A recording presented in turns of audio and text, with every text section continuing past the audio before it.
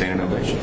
মার্কিন প্রেসিডেন্ট নির্বাচনের ভোটের প্রচারে বারবার কড়া অভিবাসন নীতি প্রণয়নের প্রতিশ্রুতি দিয়েছিলেন ডোনাল্ড ট্রাম্প। তখন থেকেই অবৈধ অভিবাসীদের ফেরত পাঠানোর পক্ষে কড়া দাবি জানিয়ে আসছেন তিনি। দ্বিতীয় ট্রাম্প জামানার সূচনা 24 ঘন্টাও হয়নি, এর মধ্যেই মার্কিন মুলুক থেকে অবৈধ অভিবাসীদের ফেরত পাঠানোর যে শপথ নিয়েছিলেন তা বাস্তবায়ন করতে উঠে পড়ে লেগেছেন ডোনাল্ড ট্রাম্প। এর ফলে প্রায় 18,000 ভারতীয় সমস্যার মুখে পড়তে যাচ্ছে।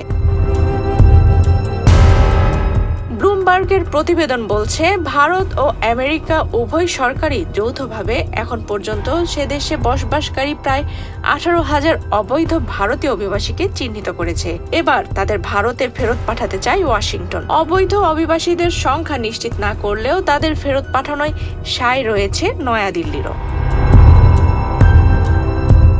এখন পর্যন্ত 18,000 জন অবৈধ অভিবাসী চিহ্নিত করা হলেও ব্লুমবার্গের প্রতিবেদন অনুসারে এই সংখ্যা আরও বৃদ্ধি পেতে পারে। সংবাদ মাধ্যম দ্য গার্ডিয়ানের প্রতিবেদনে সমীক্ষক সংস্থা পিউ রিসার্চ সেন্টারের তথ্য তুলে ধরা হয়েছে।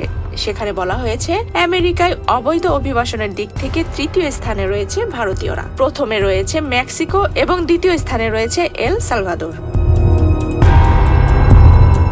ব্লুমবার্গ জানিয়েছে, আমেরিকায় বসবাসকারী অবৈধ অভিবাসীদের চিহ্নিত করতে সে দেশের প্রশাসনের সঙ্গে সহযোগিতা করছে ভারত সরকারও। এদিকে ভারতীয় গণমাধ্যম বলছে, আমেরিকায় ট্রাম্পের নতুন প্রশাসনের সঙ্গে কাজ করতে ভারত যে আগ্রহী সেটা বোঝানোর জন্যই হোয়াইট হাউসের বিরুদ্ধে যেতে নারাজ নয়াদিল্লি। এই পদক্ষেপের মাধ্যমে ভারত আশা করছে অবৈধ অভিবাসীদের ফেরত পাঠানোর বিষয়ে ট্রাম্পের পাশে থাকলে অন্য অনেক দিকেই সুবিধা পাওয়া যেতে পারে। আফসানা রিপা, বাংলাদেশ প্রতিদিন।